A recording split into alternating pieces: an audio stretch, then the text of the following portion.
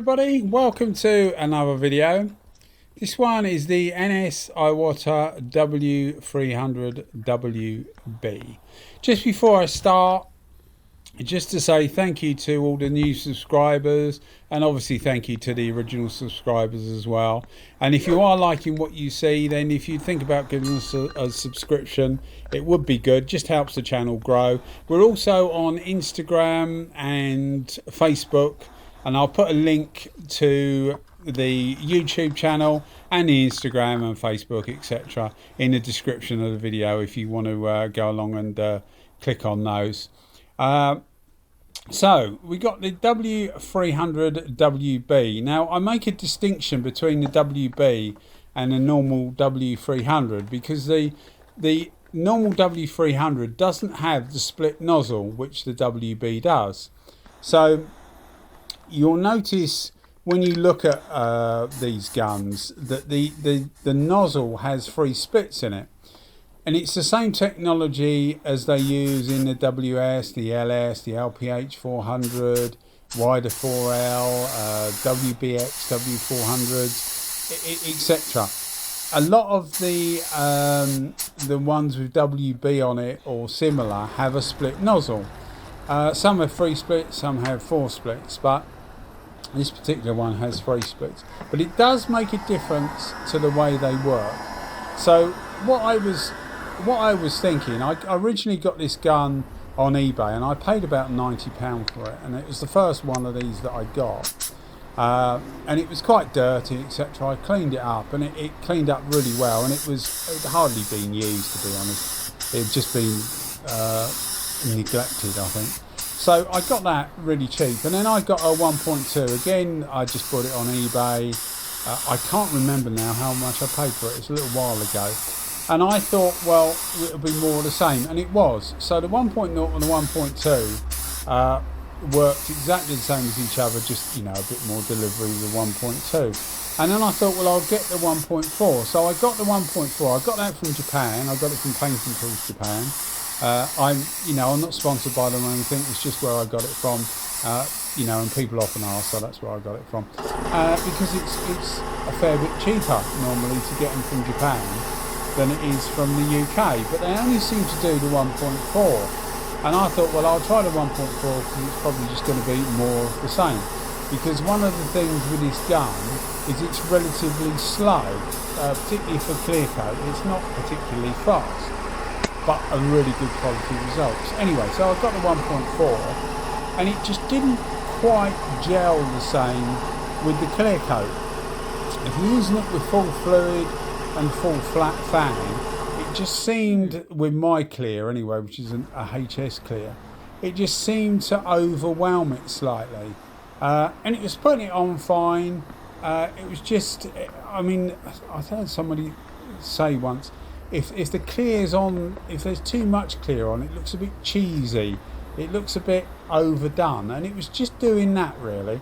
So what I thought was that, well, okay, back it off a bit and see what that's like, and that worked perfectly. So I end up using it about 85% open on the fluid, full fan still at 1.5 bar or thereabouts. You might want to tweak it slightly. So these are not high pressure guns, and it worked fine. It behaved the same as a 1.2.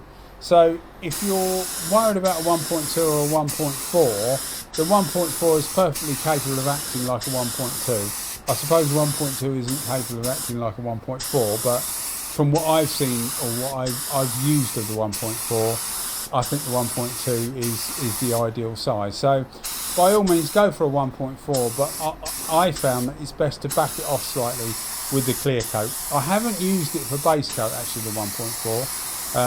I like the 1.0, which is what I'm using here, and I like the 1.2 as well for base coat, but I actually think these are really good clear guns. I think they're probably, I mean, they're very good base guns, but I think they're just as good for clear coat as well. The WB normally stands for waterborne, but a lot of their WB stuff, WBX, etc., seems to work really well with the with clear coat. So I think it's just that split nozzle. And if you're wondering why nobody else uses a split nozzle, it's because Iwata have patented it, so I'm not sure how long they got left to run on the patent, but that's the reason why nobody else uses it. So you can see the 1.0 here for base coat lays it supremely smooth, and if you're using it for, this one is a metallic black, but if you're using it for metallic stuff or pearl stuff or silvers, things like that, especially if you're blending silvers, it's one of those guns that really atomizes finely, so it's good for blending. You get a nice blend area, if that makes sense, because it's going on nice and even and fine. So yeah, highly recommended for that. These things are quite expensive. The W300 without the WB on the end is, it depends where you are, but it can be up to half the price. So as I say, there's quite a distinction between the two. These do spray better, but there is a place for the normal W300s, or Kiwami 3s as they are now as well in Japan. There is a place for these, the cheaper versions, because they're still good spray guns, just not as fine atomization as these things have got. So if you're using these for smart repairs and things like that, they'll be absolutely ideal. If you're doing lots of full panels, you might find that they're just not enough, not putting out enough. The results are exemplary. They do save material, and I think that's because the fine atomization, you just don't need so much material to get good coverage, if that makes sense, particularly with the clear coat, because I find that they use probably than say say the normal W300, they probably use about 20% less. But what happens is that because they lay it so fine, you get such a good finish with thinner material. Ideal for some of the Japanese finishes, particularly obviously with bikes. I do a lot of bike stuff.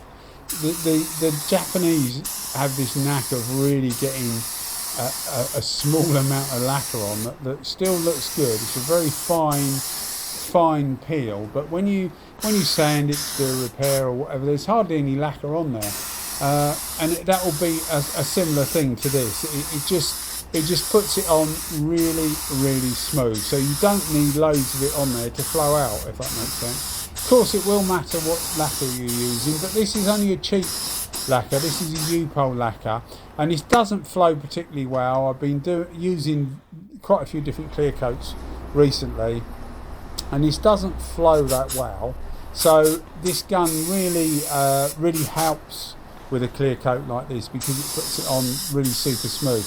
I did a top 12 video of mini guns. It was originally going to be a top 10, but it ended up top 12 because the number 11 and 12 I couldn't leave out.